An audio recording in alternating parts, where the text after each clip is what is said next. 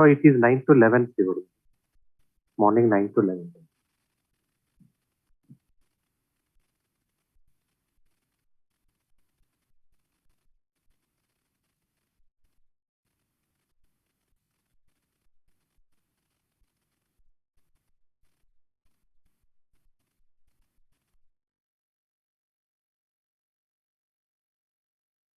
Recording in progress.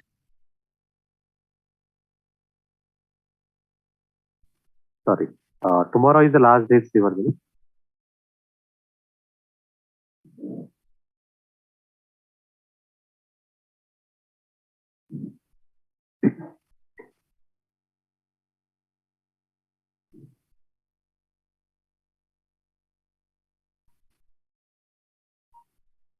Before I start the session, just I want to know how many of you are planning to give attempt in the coming December? And one more point I want to let you know, we will also be conducting a 10-hour revision exclusively from the examination point of view. So that will also be available for the student. Okay, a 10-hour revision session will also be there exclusively for exam point of view. That will also be available. So just I want to know how many are going for this December attempt, FM paper. Zero, okay. Anyone, any others? Sadi, Amrin, okay. Okay, Naina, Jeans, Bhavya, Maria, okay.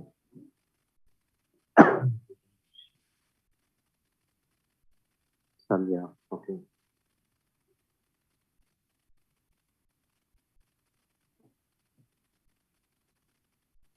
Only these many people?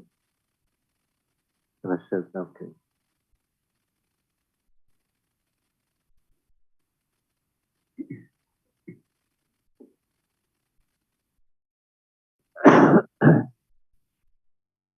Yes, Savi, Srivardhani, Ankita, Arun, what about you? Mohammed, Abhishek, very good.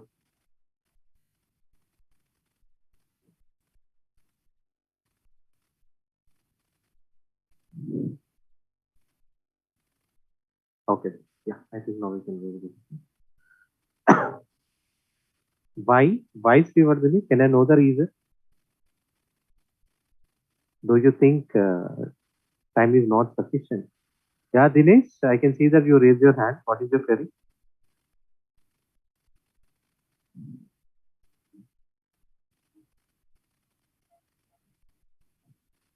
Okay. Dinesh, do you have any query?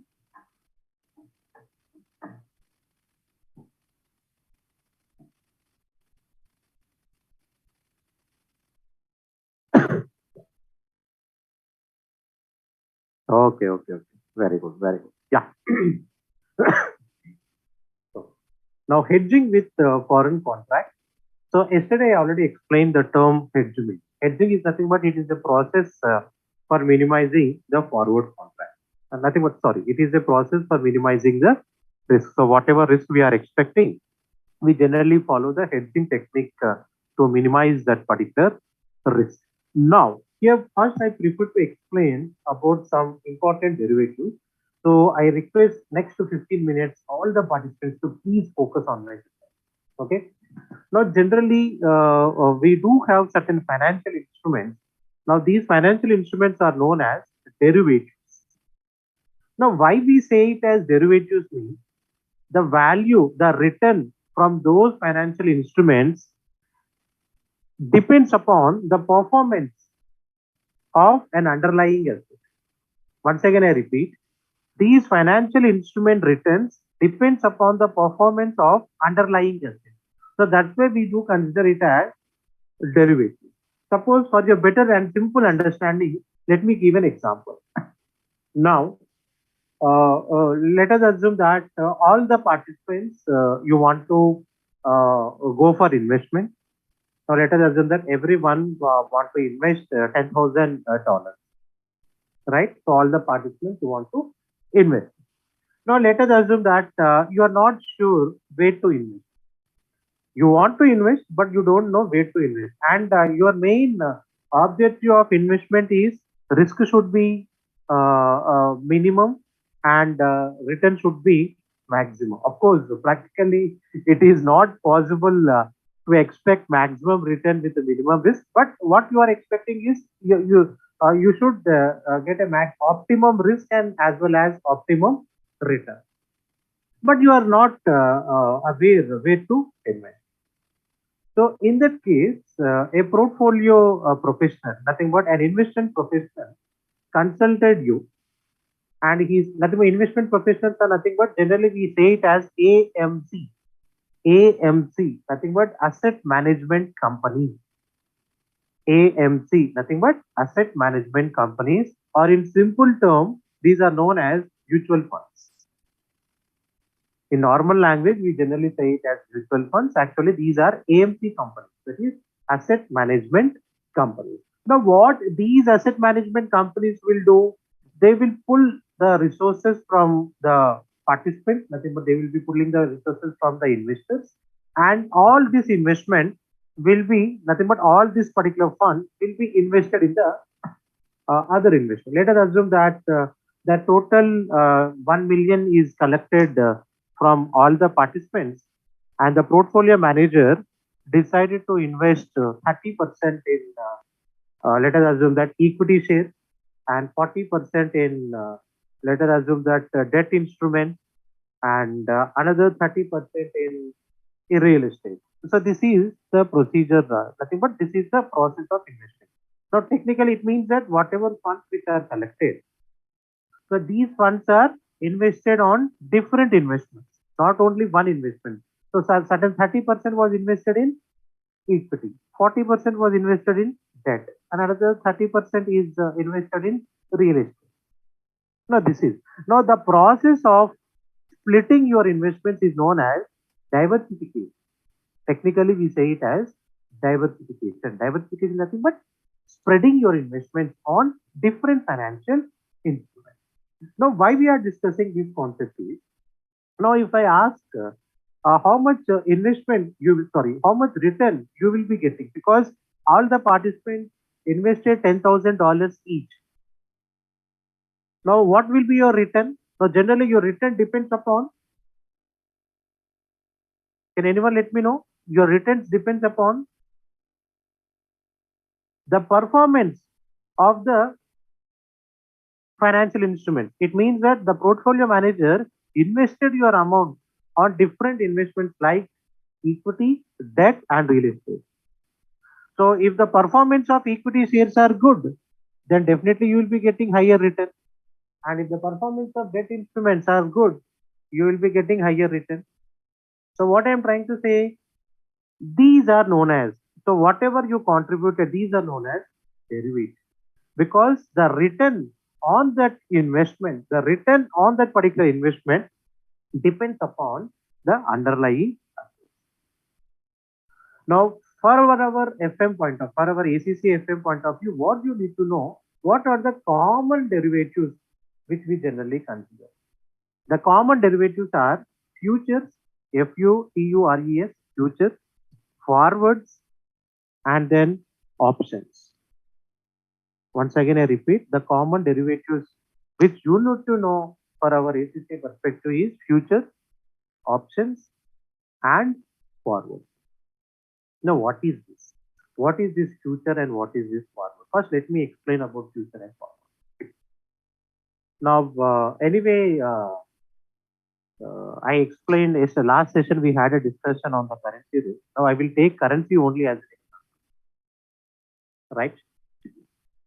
Now, most of you are, let us assume that planning to attempt in the December. So you need to have the required foreign currency to book your exam slot, right? Now let us assume that Today, $1 is equal to, no, 1 pound is equal to, let us assume that 80 rupees. This is an assumption. So today's price, 1 pound is equal to 80 rupees. And your window for booking your exam seat, let us assume that it starts in the month of November. We'll assume. So you can book your slots in the month of November. And today, 1 pound is equal to 80. But you are worried that when you are going to book the slot, it means when you're going to book the slot on 1st November, you are expecting that 1 pound will be 100 rupees. Today it is only 80. But when you need the foreign currency, on that particular date, the value will be 100 rupees.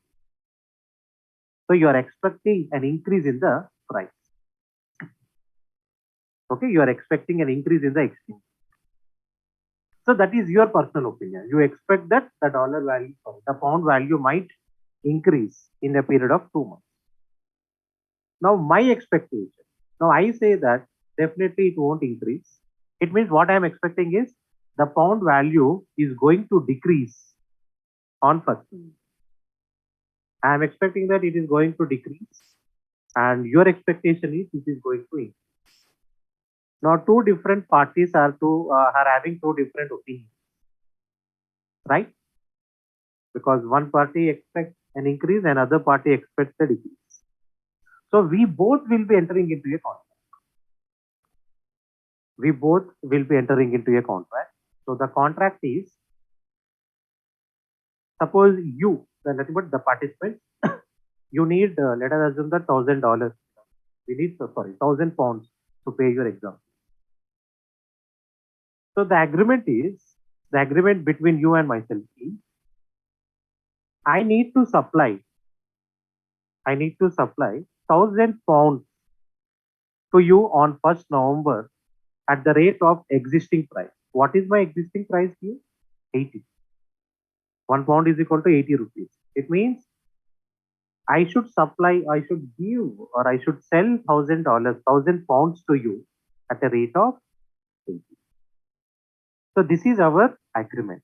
So present agreement for a future transaction. Why I am saying it as a present agreement? Because today we entered into an agreement. Now, as per that particular agreement, on 1st November, I do have an obligation to sell 1,000 pounds to you at a rate of 80 rupees, irrespective of the market rate.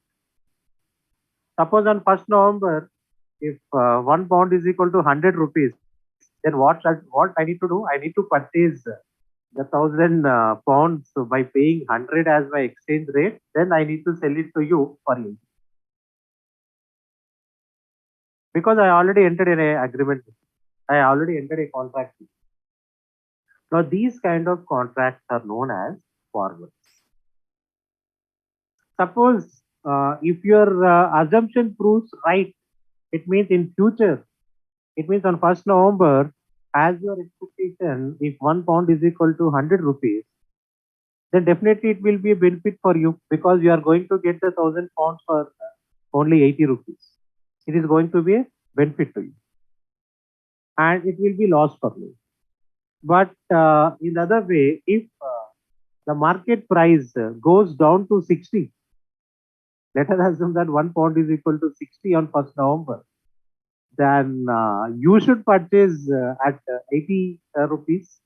So what I will be doing, I will be purchasing from the market at exchange rate of 60, and I will be selling it at an exchange rate of 82. So it will be profitable for me. It means definitely one party will in the money. In the money is nothing but profit, and other party will be out of money. Out of money is nothing but loss. So these kind of agreements are known as forward agreement. Now there is no specific difference between forward and futures. So the main difference between forward and futures is forwards are traded OTC. OTC means over the counter. Forwards are traded through OTC, nothing but over the counter. And futures are traded with a stock market. Nothing but these are exchange traded funds. Now you can find customers, investors can find these futures in the stock market. All these futures are traded through a stock market. But in case of forward, it is not traded through a stock market. There is no what is this a platform for them. Now generally it is a one-to-one agreement. So that's why we say it as OTC, nothing but over the counter. And forwards are generally customized. Now customized in the sense as per the requirement of the parties, they can design the forwards. But futures are ready-made. It means generally most of the futures are for 1 month or 2 months or 3 months. So we cannot customize the future, but the customization option is available for the forward. But in both the things, what you need to remember is present agreement for a future transaction is known as forwards or future. So before we go into the discussion, let me know if you have understood the concept of forwards and future.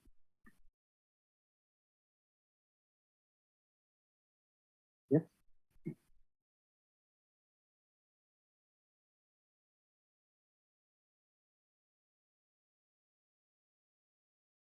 Did you understand?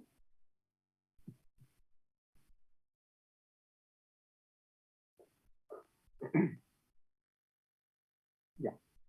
So the spot market is where you can buy and sell a currency now, immediate delivery. Now here spot market in the sense I spoke about the stock market. So the stock market can be considered as a spot market. And the forward market is where you can buy and sell a currency at a stock at a fixed future date for a predetermined rate. So I already mentioned the present agreement for a future transaction at a predetermined rate.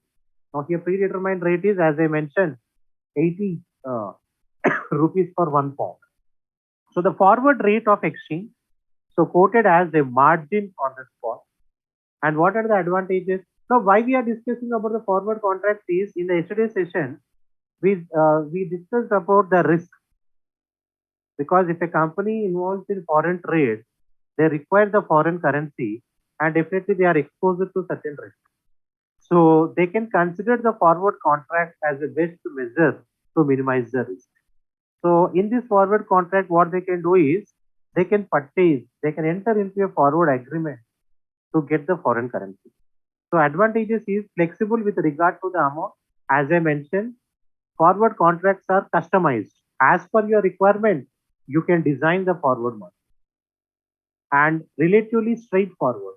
So there is no much obligations here because it is generally a one-to-one contract.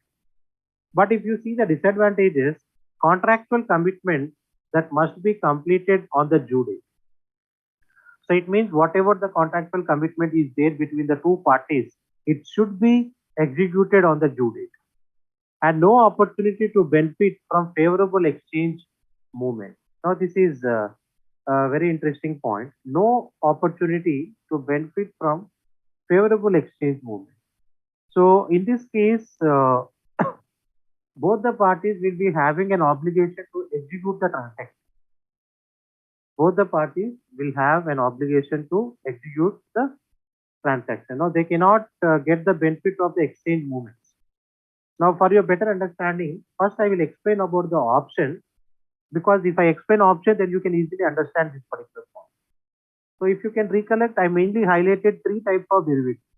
One is futures and options, futures and forward, which we just discussed, and the other one is option.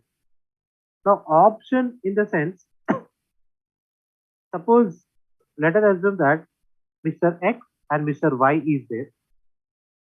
Now X is expecting that the dollar value will increase in future, and Y is expecting that the dollar value will decrease in future.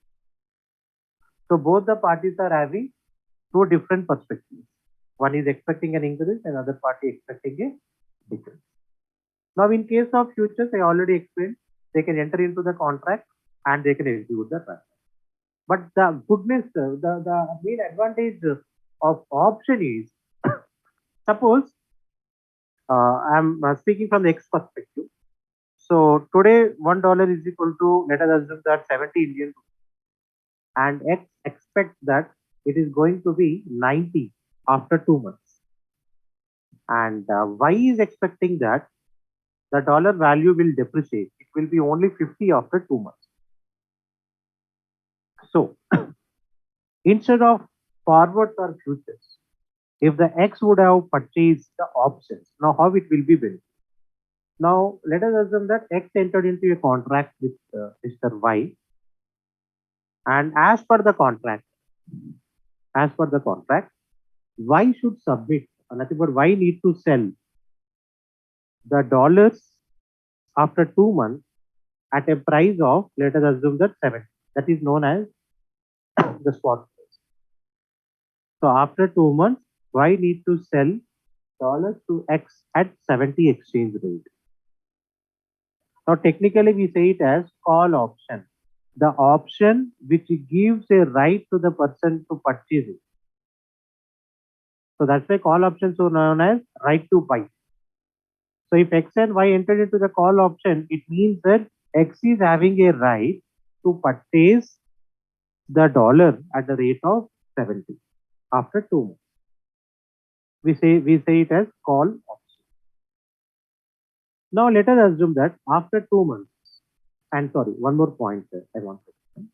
So when they entered into the contract, so here X purchased the call option. So at the time of making the agreement, X will pay certain amount as advance. Now generally the amount is around 5% of the total transaction. It will be from 5 to 20% of the total transaction. Suppose here agreement is supply of $1,000 at the rate of 70. So 1000 into 70, it will be 70,000, right? Now on that 70,000, let us assume that it paid an advance of 10%. It means 7,000 will be paid as an advance by X to Mr. Y. Now we say it as margin money, or we also say it as premium money, nothing but premium amount.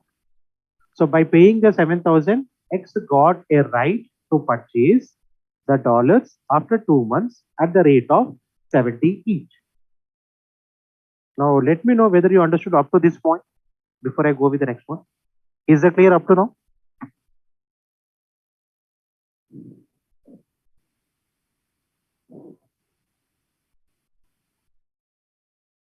Yeah. So here some participants want me to explain it 1 second. Yeah. Just a quick overview on this. So X purchased a call option from Y. So why we are saying it as a call option means X is having a right to purchase the specified number of dollars at a specific rate. So here he is having a right to purchase $1,000 at a rate of let us assume that 70 each. Now in order to get this right, when the agreement is entered, X should pay certain amount as advance. It means certain amount should be paid as a margin money. So margin money will be calculated on the transaction value. So here what is the transaction value? How much X is purchasing? $1,000. And what is the value? 70. So 1000 into 70. So 70,000 on that, let us assume that 10% is the margin money. So 7,000 should be paid by X to Y at the time of making the agreement. Now, after the agreement, let us assume that after 2 months, in market, $1 is equal to only 40 rupees. So the dollar value has been significantly depreciated now. So $1 became only 40. But as per the agreement, at what price X should purchase? 70. But in market, it is available only at 40. Now, is it advantageous to Mr. X to execute the transaction or to execute the contract? If he purchases at the rate of 70, is it profitable from the X perspective? Just forget about Y. Just speak about only X. Because in market it is available for 40, but as per the agreement, he should purchase it for 70. Now, in that case, if it would have been, suppose if it would have been a future or a forward, then X don't have any other obligation. He need to purchase at 70. If it would have been a derivative like futures or forward, X should purchase it at 70. There is no other option.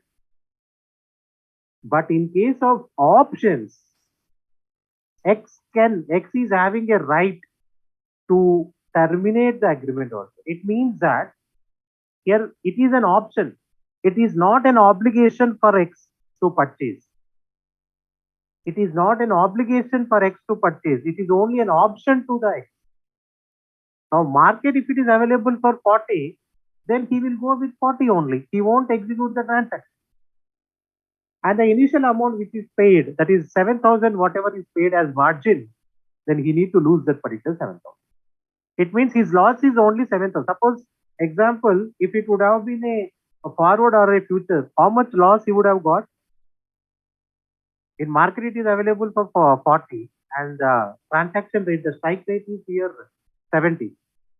And how many dollars he is purchasing? 1,000. So 1,000 into the price difference is how much? 30. 70 minus 40, the price difference is 30. So 30 into 1,000, around 30,000.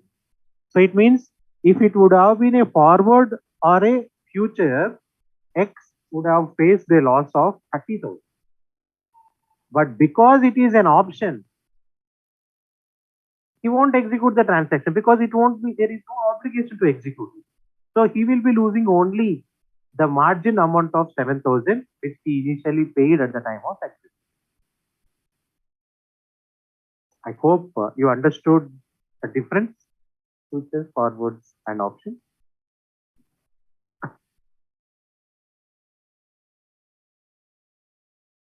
Participants, I believe with this example, the concept is clear.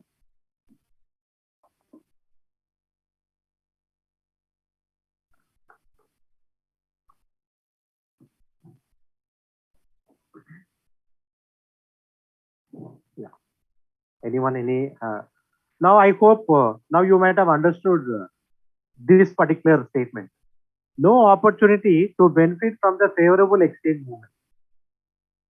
So here the favorable exchange movement means instead of 80, the exchange value is only 40 now. But in case of forward, he cannot do that. He needs to execute the transaction at 70 exchange rate. So that's why this is one of the disadvantages with forward. So any query? So before I go with MMH, that is money market hedge.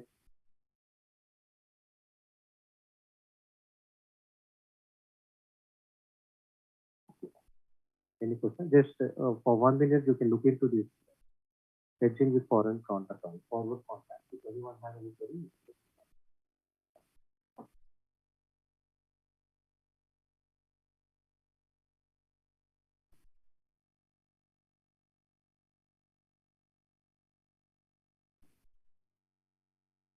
yes, Travis, you are welcome. Leela, others, please, any query?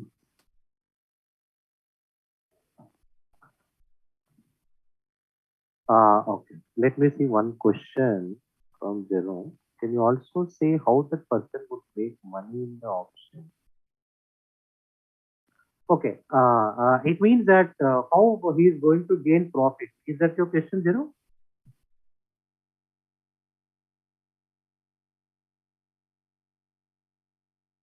Yeah. Now, now let us assume that after 2 months, uh,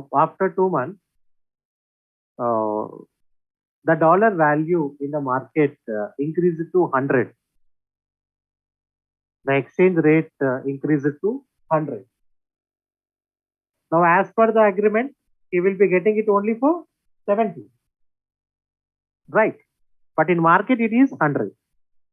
So from X perspective, now he will purchase the $1,000 from Mr. Y at the rate of 70. And immediately he will be selling the $1,000 in the market at the rate of 100. It means he will purchase it for 70,000 and he will sell it for 1 lakh. So what is the difference here? 30,000. Now in that 30,000, if the initial 7,000 towards the margin amount is deducted, then the difference 23,000 is nothing but in the money, nothing but profit. Is that clear, Zero?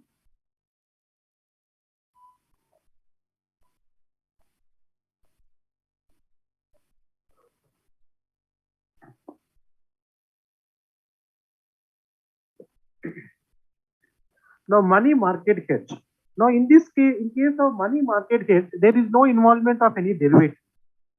So, how we can use the money market hedge to minimize our foreign currency risk? Now, instead of hedging a currency exposure with a forward contract, a company could use the money markets to lend or borrow and achieve a similar result. Very interesting. So, please focus. So here, instead of using the derivatives, they will be focusing the money market. It means they can either borrow the money or they can either lend the money and they can achieve the same result. So first we'll focus on to hedge a payment. Suppose you need a foreign currency payment. So you need to make a payment of foreign currency, maybe in 2 months or 3 months. Now you want to minimize the risk in that. So how we can minimize it by using the money market? So please focus on. So first thing is, by the present value of the foreign currency. So by the present value of the foreign currency amount today at the spot rate, this is an immediate payment in sterling and may involve borrowing the funds. And place the foreign currency on deposit where it will accrue interest until the settlement date. Then use the deposit to make the foreign currency payment on the settlement. Now here, let us assume that I need $10,000 to settle a payment in 3 months. It means after 3 months, I need to make a payment of $10,000. So what I will be doing is, first I will be purchasing the $10,000 because today it is only, let us assume that 60 rupees. But after 3 months, I am expecting that it will be 100 rupees. So in order to minimize my currency risk, so immediately I will be purchasing. So today itself, I will be purchasing $1,000 at the rate of 60. Then that particular amount, that particular $1,000, I will be depositing in. It means in a foreign bank account, I will be depositing. Nothing but some banks will give an option to deposit your foreign currency. So I will be depositing the 10,000 in my foreign account.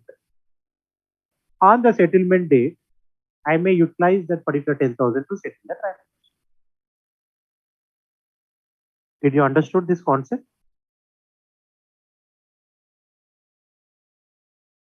Did you understand?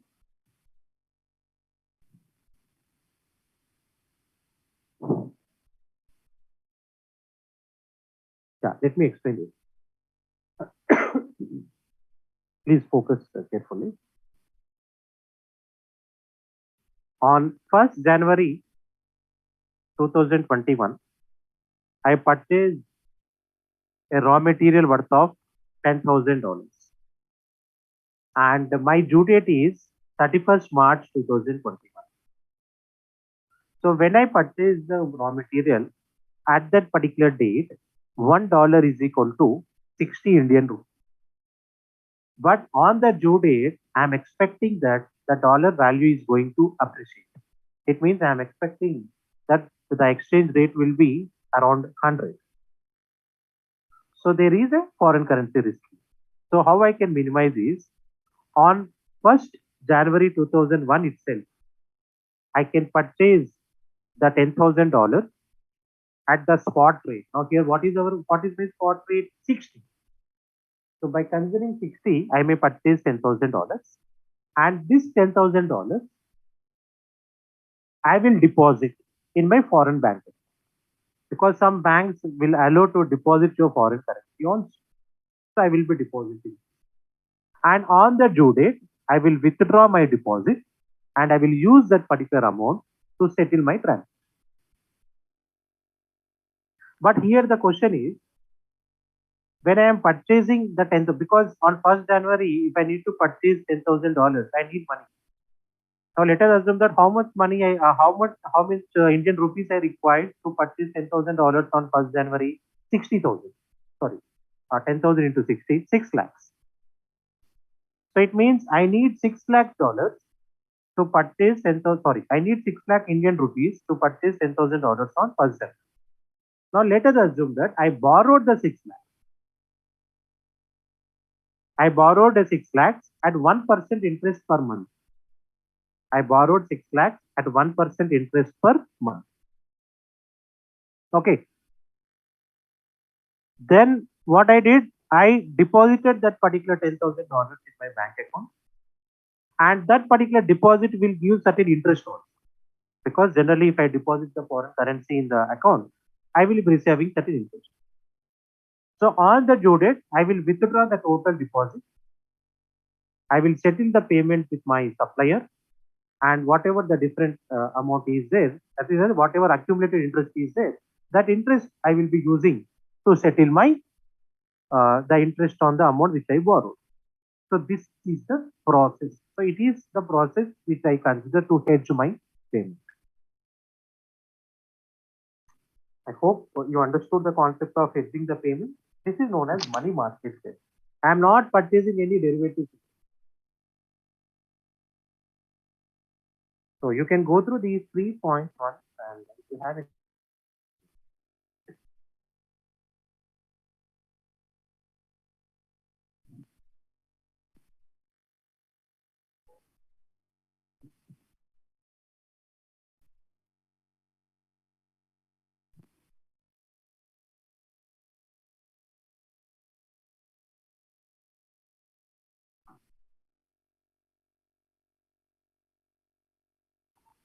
good question, Srivardhani.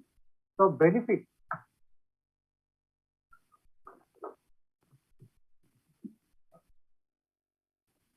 Now the benefit in money market hedge is here I won't be incurring any transaction cost. Suppose in case of option, don't you think I need to pay certain amount as an advance, right? I should pay certain amount as an advance. And one more point is a kind of speculation is involved in the derivatives. A kind of speculation is involved in the derivatives. Of course, in money market hedge also, suppose on January, if I purchase $10,000 at 60 rupees, on the due date, if it decreases to only 30 rupees, then unnecessarily I paid extra 30, and in addition to that, what is this? I might have incurred some interest also to purchase that particular currency. Of course, it will be having certain issues, but compared with the derivatives, it is considered, the money market hedge is considered as a safe side. Now, in your next paper, that is in your advanced financial management, you will be finding these queries. Now, you need to give your opinion whether it is advantage for the company to go for forward contract or money market hedge. So you need to calculate the cost and the benefit, and you need to give your opinion. So these kind of queries will be asked in your ASM level. Okay. See, the forward contracts have their own advantages and disadvantages, and similarly, money market hedge is also having advantage and disadvantage. But which is to a certain extent, it is safe compared with the forward contract. And don't you think, in case of forward contract, as I mentioned, it is a customized, and here there will not be any regulatory, because it is not traded through a stock exchange. It is a one-to-one transaction. Now, if either of the party breaches the agreement, then it will be a loss. So that is one disadvantage with the forward contract. But that is not the case with MMS, right? I hope you understood. So any other question on this?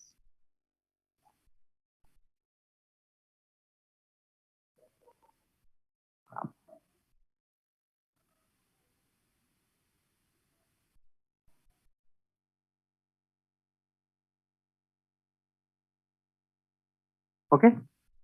Now we'll discuss about how to hedge a receipt by using MMH. So in case of receipt, now receipt in the sense if you are going to receive any foreign currency, suppose let us assume that you sold goods to your customer,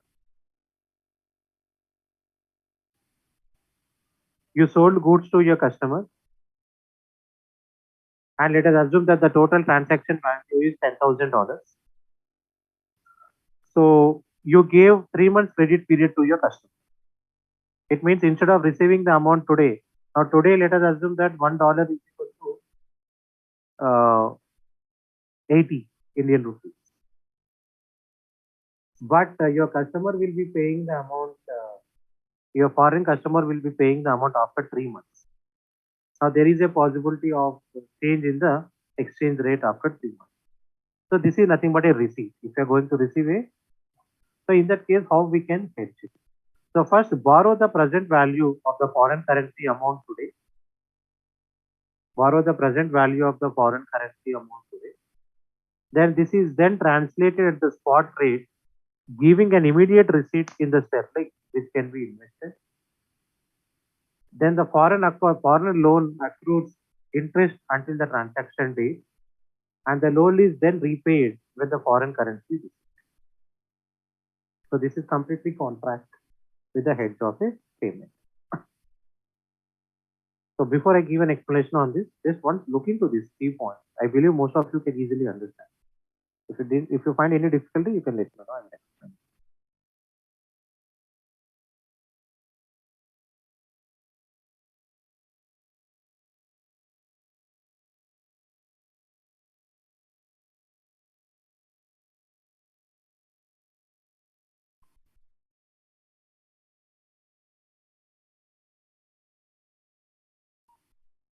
If you understood.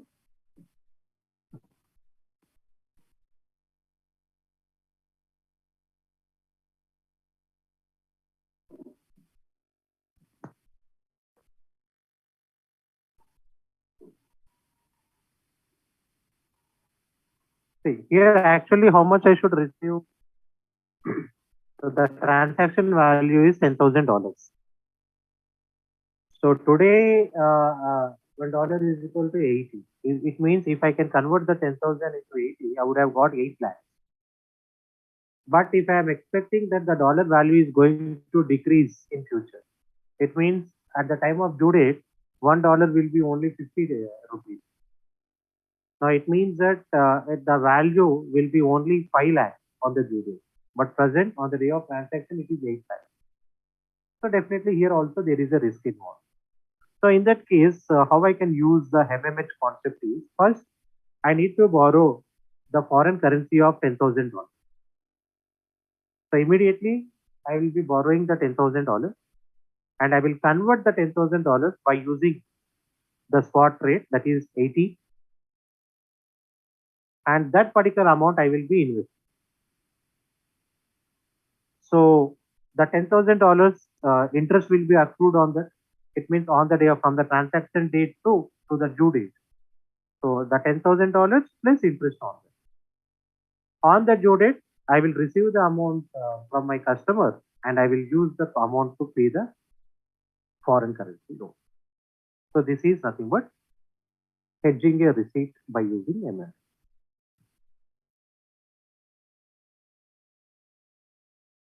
I hope it is clear.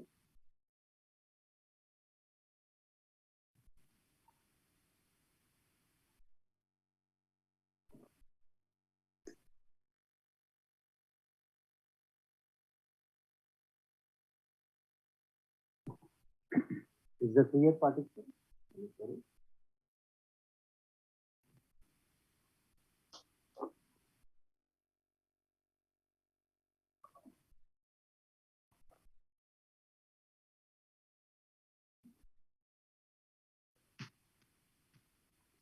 Yes.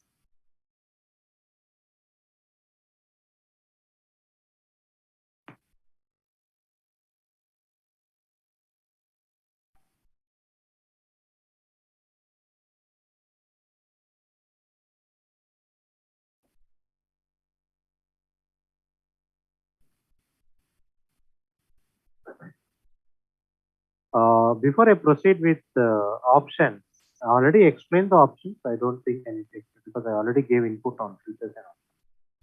So before I proceed with the interest rate risk, please let me know if you have any query on.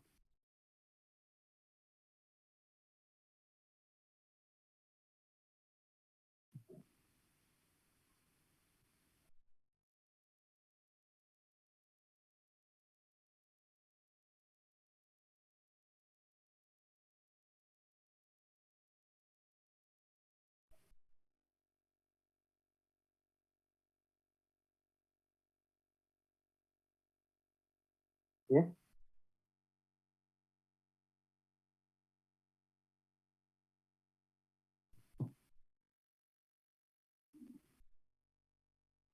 Spot rate is nothing but, suppose as a in my example I mentioned that, so today on the day of transaction the exchange rate is 70. So that 70 is known as spot. When you are making an agreement, so what is the rate on the date? That is known as spot.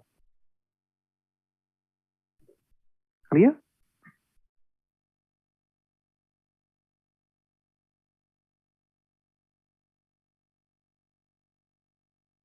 Yeah. Now I explain about call option. Now call option means right to buy. Now I think you might have understood the put option. Put option in the sense right to sell. Okay. So these we generally use. Now generally if you compare forwards as well as futures and options. Now options are generally preferred compared with forwards and futures because here one party don't have any obligation. If the market is if market looks favorable, then it give an option to go with the market instead of executing the option. Okay.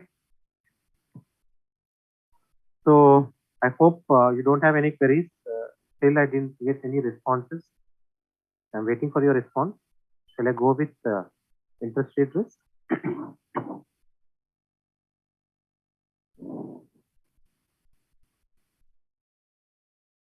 Yes.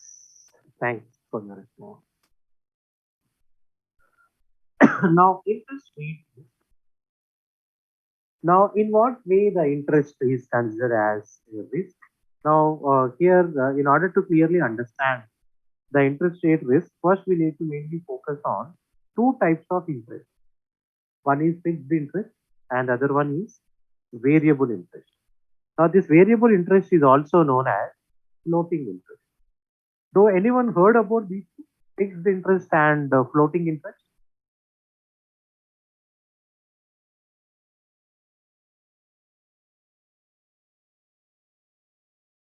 Any idea? Yeah, let me explain.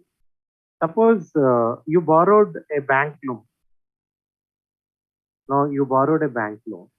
Now banker gave two options. The option one is either you should pay a fixed interest of 9%, and let us assume that your total term of the loan is 10 years. So your interest will not be changed. So throughout 10 years, you will be paying 9% as interest. That is known as fixed interest. And the other option is variable interest, nothing but floating interest. Now, in case of floating interest, it generally depends upon the market.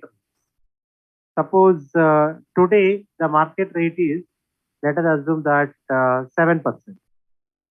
Now you need to pay the interest on your outstanding principal amount at the rate of 7%. Suppose in future if it decreases to 6%, then you should pay only 6%. If it increases to 15%, then you should pay 15%. This is known as floating interest. So banker give two options. Either you can choose a fixed interest of 9%. Now generally in most of the cases this option won't be given. It is decided by the banker only. But in some cases you may have that option. So either 9% or 9% fixed or the floating. So if the market interest rate decreases, then it will be advantageous for you. And if the market interest rate increases, then it is going to create an adverse effect on you. So these kind of risk is involved known as interest. Suppose I borrowed a loan at fixed interest. It means throughout the loan term, I will be paying at a rate of 9% only. But after availing the loan, I am expecting that there will be a significant decrease in the market rates. I am paying 9%, but in market, if it is only 6%, then definitely it is a kind of loss. So that's why we generally say it as interest rate. Now, from other perspective also we can discuss. Suppose if you are depositing, you are opening an FD, fixed deposit in a bank. Now, banker gave two options to you. If you deposit $1 lakh in our bank, either we will be paying a fixed interest of 5% or we'll be paying a fluctuating interest, nothing but variable interest. Suppose if I went for a fixed interest of 5%, irrespective of the market, I will be receiving only 5% per annum as interest. Now, after going with the fixed interest, I came to know that the market rate has been significantly increased. Now, the market rate is around 8%. Now, here I will be losing 3% of it. So, this is again a risk. I hope you might have understood the interest rate response. Suppose if you are borrowing the loan, if the market interest rates decreases, it is a kind of risk to you. And if you are depositing the amount in a bank, especially the bank FD, if the market rate increases, then if the market rate increases, then it will be a risk. So, is it clear about interest rate risk? Yes.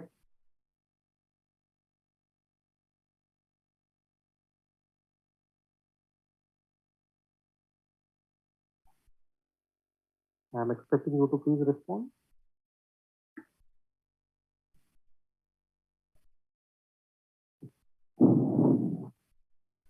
So here, interest rate is the risk of incurring losses due to adverse movement in the interest rate. I clearly explained about the adverse movement. Now, exposure to interest rate risk can be hedged.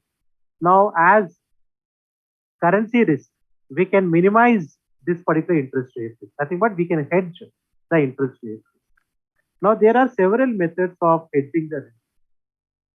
Now, here we can use same derivative instruments like options, futures, and forward. That is forward rate agreement, that is FRAs. And we can also use interest rate futures, as I mentioned, futures, and interest rate options. Now, these three are common because we already discussed option, futures, and forwards in the currency exchange. But for this interest rate risk, we do have one more instrument or one more derivative that is known as swap. That is interest rate swap. Now let me explain what is this interest rate swap. Suppose here I will take an example. I want the participants to please focus. Both X and Y took a bank loan for 10 years. X and Y took a bank loan for 10 years. Now, X agreed to pay fixed interest. X agreed to pay fixed interest over a period of 10 years. And Y agreed at floating interest. They borrowed the same amount. X agreed to pay fixed interest and Y agreed to pay floating interest. Now, after availing the loan, Y is expecting that in future interest rates are going to fall. So Y is expecting that interest rate is going to decrease significantly in future. This is the perception of Y. X. So X took the loan at fixed interest and X is expecting that in future interest rate is going to significantly decrease. And from Y perspective, it is going to increase. It means after availing the loan, Y thinks that he would have went for fixed loan because he is expecting a significant increase now in the interest rate. But in case of X, now he is thinking that he would have went for floating interest because he is expecting a significant decrease in the market interest. So these are the two different perceptions about the interest rate. Now these two persons will exchange their cash payments. Exchange cash payments means these two persons will enter into an agreement. Now agreement is X will pay Y interest, Y will pay X interest. That is known as swap. So both X and Y will be entering into the contract. X will be paying the floating interest of Y and Y will be paying the fixed interest of X. If their perception proves correct, then it will be in the money, and if the perception proves wrong, it will be out of money. This is known as interest rate. Did you understood the concept?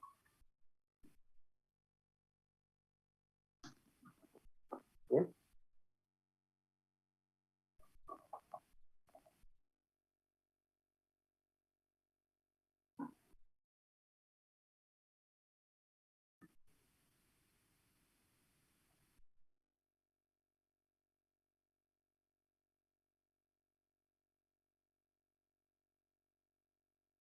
Yeah, definitely I will be reporting it. Don't worry. Shall I put it in Excel sheet so that it will be easy for you to understand? Yeah.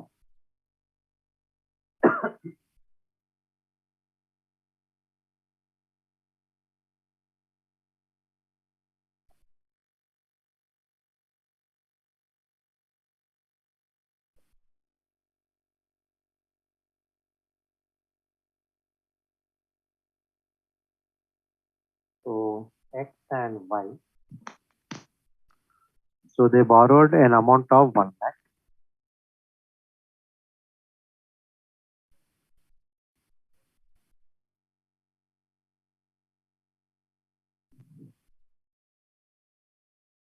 No. Now in this case, the total term of loan is 10 years and same 10 years interest. Interest.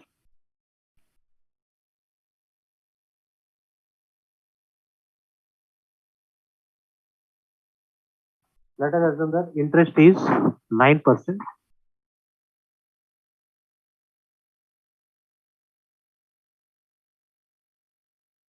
Fixed. And Y borrowed 1 lakh for 10 years at the rate of flow.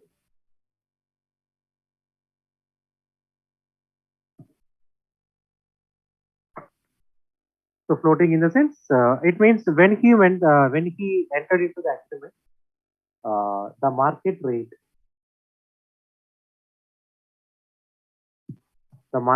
is only 6%. So the market rate is 6%. So he went for floating. So after availing the loan, X is thinking that future the market rate is going to significantly decrease. Then Y is having a complete contrast opinion. So market rate way is going to increase. Now, because these two persons are having two different opinions, now they will swap their thing. Swap is nothing but a kind of exchange. Okay, they will be swapping the payments. Now, swapping the payments means now X should pay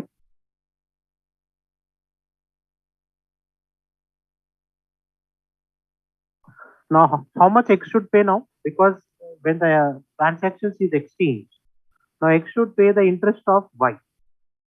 Okay, now let us assume that the market interest rate.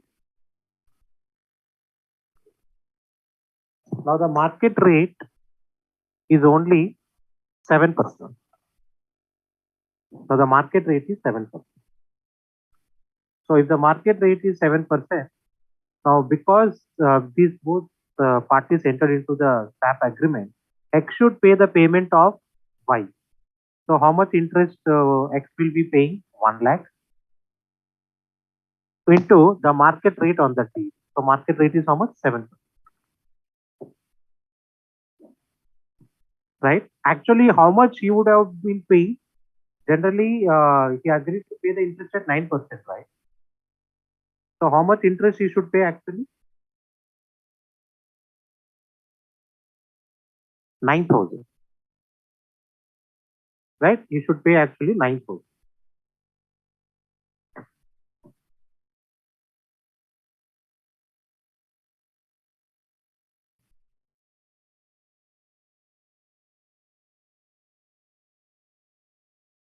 Right?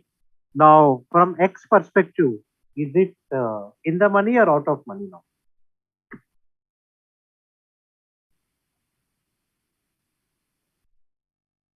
Yes.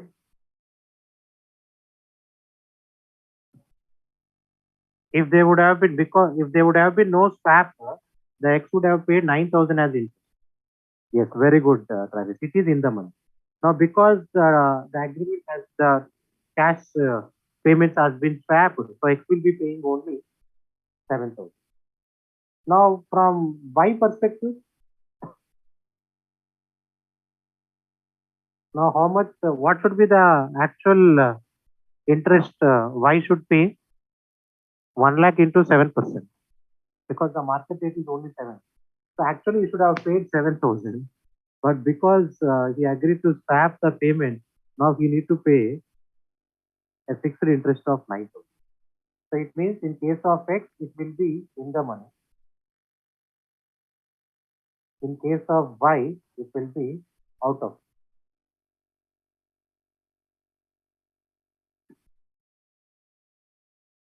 Is that clear? Exactly. 2% extra out of money. Okay. Suppose if the market rate would have decreased, sorry. So this is if the market rate is 7%. Okay. Now, let us assume that if the market rate is, let us assume that increased to 12%. Now, in that case, X payment will be, actually fixed payment would be only 9,000, but now he need to pay 1 lakh into 12%. So it means that he should pay 12,000. So it will be out of money first.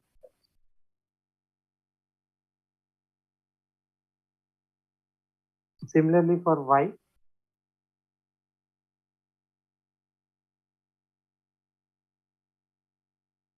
actually how much he should pay? 12,000. But he agreed to pay only 6,000. So it will be in the money first.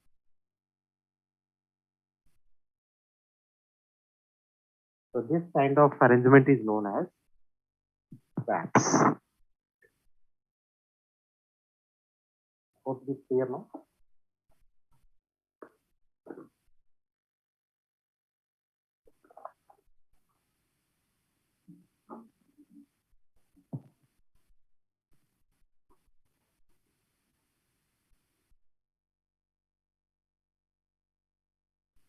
Is that clear?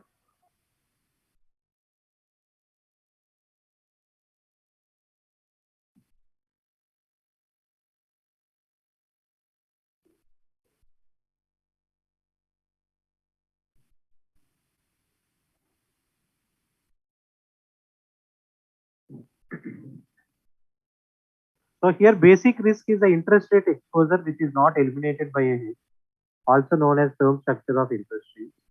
So a relationship between interest rate and the time to maturity, it is normally accepted that the longer the period to maturity for debt, the greater the yield on returns that the debt must offer.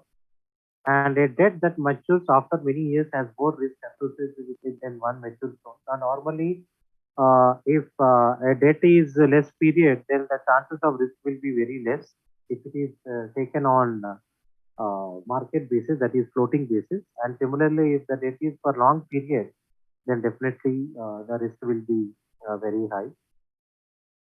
So here, whoever lends the money, now here he will mainly focus on the yield. Nothing but whoever invests, whoever gives loan to you. So here you can see year of maturity and the yield. So the gross redemption yield reflects the overall return earned from holding the debt, including the interest yield together with the eventual redemption value. So the years to maturity may be plotted many years. Now in simple terms, what I am trying to say, in simple language, very easy to understand is, whoever lends the money to you, if you are holding for a long period, if the loan is for a long period, definitely he will be expecting a higher yield from that particular investment. So the yield is nothing but the return. The return generally goes upwards when the maturity increases. Very, very simple. So I request you to please once look into this and let me know if you have any question.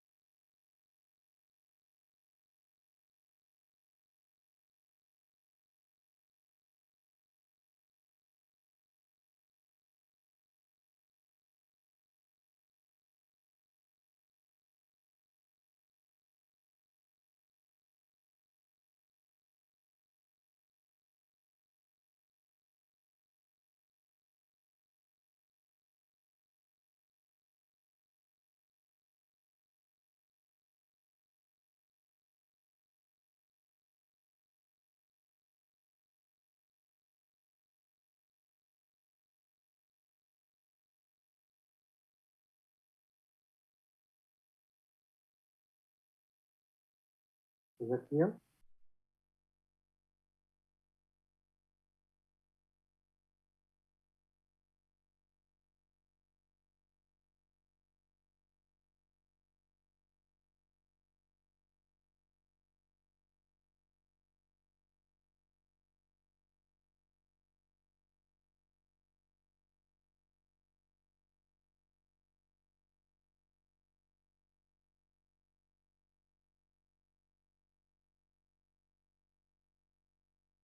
Yes.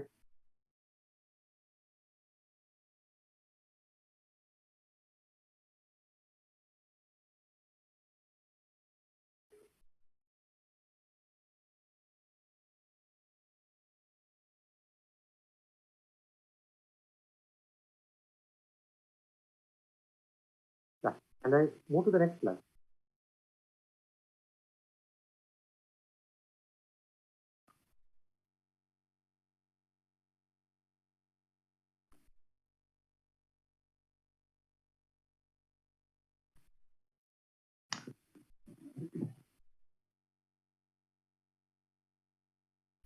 Now, generally, when it comes to the factors affecting the shape of the yield curve, I already mentioned it's mainly focused on the liquidity preference, expectations of interest rate movement, and the market segmentation. Now, generally, here we are mainly focusing on the fluctuating rate, that is variable interest rate. So, liquidity, when you want, whether it is short term or the long term, and what is the expectation, the interest rate movement, whether you are expecting the fixed rate or the fluctuating basis, and what is the market segmentation. So short-term finance is usually cheaper than the long-term finance. Instead of fixed rate of 10 years loan, it should be cheaper to get a 5-year loan followed by another 5 years. It means what I am trying to say. Now, if you avail a loan for a long period, now definitely the lender will expect a higher return. So definitely the rate of interest will be high. So in that case, it is always advisable for the company to go for a less period. It is nothing but 5 years loan. So instead of going with a 10-year loan, you can avail a 5-year loan and you can renew it for another 5 years. And unfortunately, there will be additional administrative cost and there is a risk that interest rates will have increased. It means that the problem with renewal is it is very difficult. Suppose if there is any significant difference in the credit risk of the entity, then it is very difficult for them to avail the renewal. And if they succeed in availing the renewal also, the lender might expect a higher interest if there is any significant change in the credit risk of the entity. So it might prove to be expensive. The second loan which we are expecting, it might prove to be expensive. So we should mainly focus on the credit risk. Suppose if there is no significant change in the credit risk of the entity, then always it is advisable to go with what is this two term, that is renewal of the loan. Now another concept is this is a very interesting one, that is we forward rate agreement. Now we try to understand what is this forward rate agreement. So forward rate agreements for interest rate is a financial instrument that can be used to fix the interest rate on a loan or deposit starting at the date in future. Now when a forward rate reaches its settlement date, the buyer and seller must settle the contract, and for a deposit the company will be the seller of forward rate agreement, and for a borrowing the company will be buying with the bank fulfilling the opposite role. So if the fixed rate is agreement, that is the forward rate is higher than the reference rate. Now LIBOR, now generally LIBOR is nothing but London Interbank Offer Rate. Once again I revision, LIBOR is nothing but London Interbank Offer Rate. So the buyer of the FRA makes a cash payment to the seller. And if the fixed rate in the agreement, the FRA rate is lower than the reference rate, that is the LIBOR rate, the seller of an FRA makes a cash payment to the buyer. So here this is very, very simple. So try to understand this. See, forward rate agreement for interest rate is a fixed financial instrument. It is a kind of financial instrument that can be used to fix the interest rate on a loan or deposit starting at the date in future. Now, when this FRA reaches its settlement date, the buyer, whoever the buyer is there, the buyer and the seller must settle the contract. Now, these 2 points are very, very important. So please focus on it. Suppose if you are speaking from a deposit point of view, the company will be the seller of FRA, and for a borrowing, the company will be the buyer with the bank fulfilling the opposite. Now, can anyone let me know what you understood with this paragraph?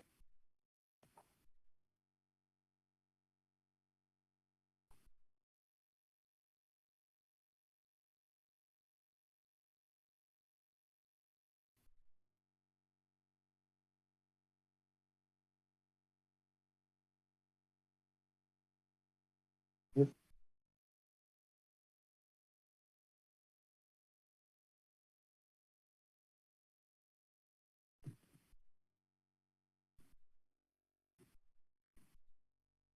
Suppose, let me give an example. I am having a fixed deposit, right? I am having a fixed deposit in a bank, and let us assume that it is going to mature maybe in 3 months. So I'm getting a interest on that particular fixed deposit, but I'm getting the interest on fixed rate. So, but I'm expecting a higher return because the market, I'm expecting that the market returns will be high. So the interest rates in the market will be high. So in that case, I will be selling my fixed deposits to the buyer. Now this is very interesting. If the fixed rate in the agreement, the FRA is higher,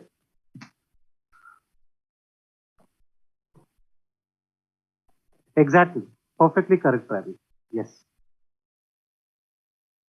So if the fixed rate in the agreement, the FRA rate is higher than the reference rate, the buyer of the FRA makes the cash payment to the seller. So here I am the seller and the market rate is 15%, but I am getting a fixed rate of only 9%. So here LIBOR is nothing but market rate, don't confuse.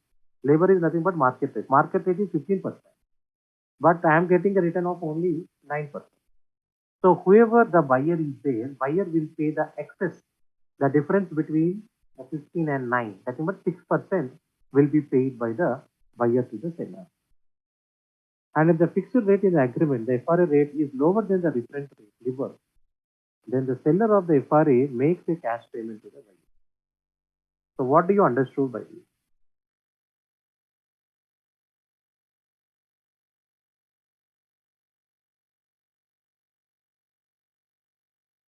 So in first case, I hope you might have understood it.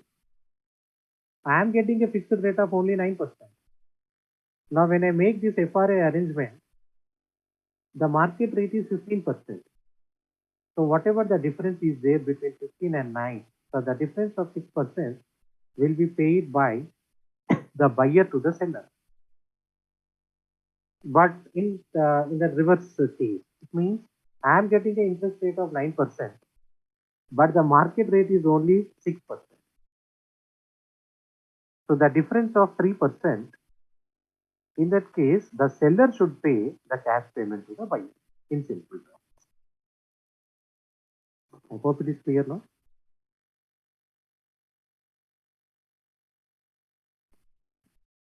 So LIBOR is nothing but market rate, don't confuse.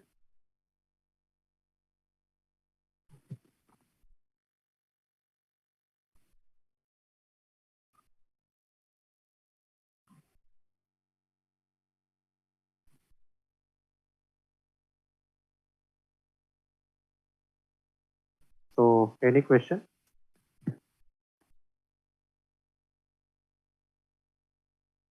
FRA is nothing but forward rate agreement. So forward rate agreement. FRA is nothing but forward rate agreement. It means I will be making an agreement with the, suppose I deposited a cash in a bank, and with the same bank I entered a forward rate agreement. Now actually I agreed to receive fixed interest, and if I entered a forward rate agreement with the banker, if the market rate is more than the fixed interest, that excess amount will be paid by the banker to me because I entered in an FRA agreement. And if the market rate is less than my fixed interest, in that case, I should pay the difference to the bank in simple terms. These are known as forward rate. In most of the cases, bankers will enter into these kind of transactions. And in this FRA, one more point I want to add, they will also provide certain facilities like caps and floors. Cap and floor. Now, caps is nothing but suppose in case of a borrowing, if I borrow any amount from the banker, they will assure that they won't be charging more than a specific interest rate, irrespective of the market. So it means what I'm trying to say, if it is a cap agreement, if I made a cap agreement with a banker, let us assume that I borrowed the loan at a fluctuating basis.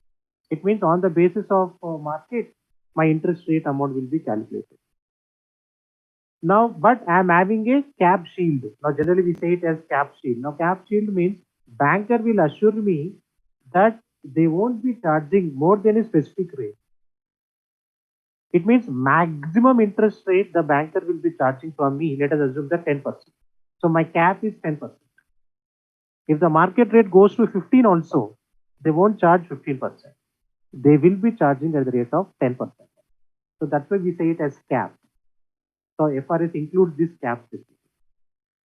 And when it comes to the deposit, banker will assure me a minimum interest irrespective of the market. It means that irrespective of the market, they will be paying at least 4% per annum as interest to me. That is floor.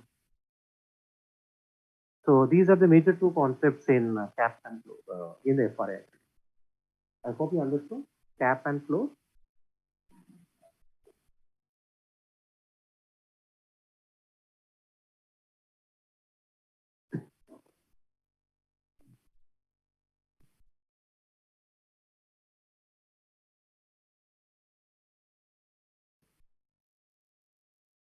Yes.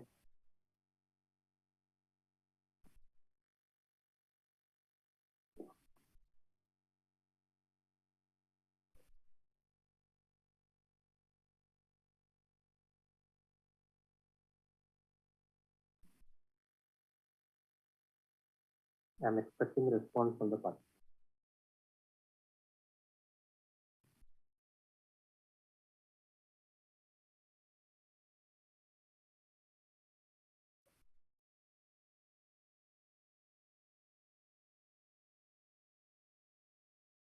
It will be maybe in the month of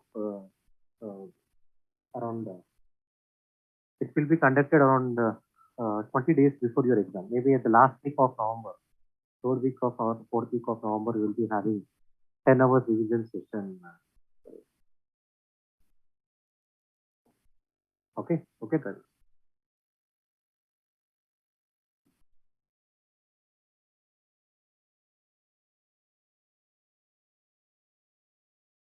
Srivardhani, did you understood the concept of FRA now? Still finding any difficult. So I explain this captain so clearly.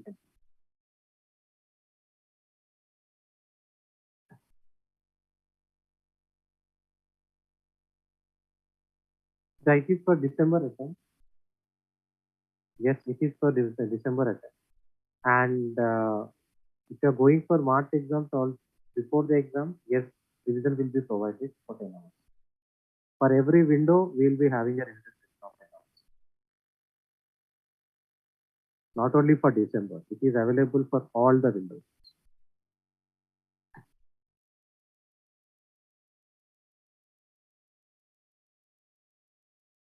Okay.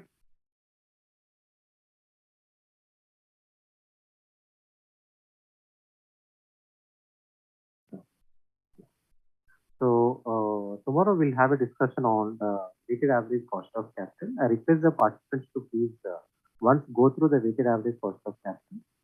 And next thing is tomorrow the session is from 9 to 11. So please make a note of it. Tomorrow it is not from 10, it is from 9 to 11.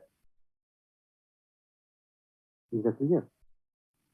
And you can join with the same link.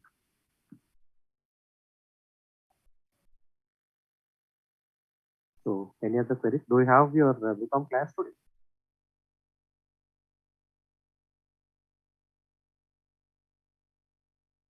Okay then. So have a good day.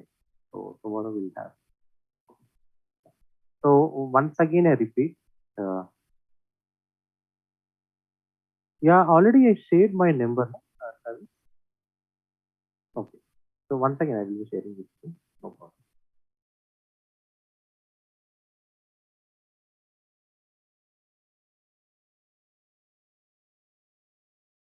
I hope you can find it.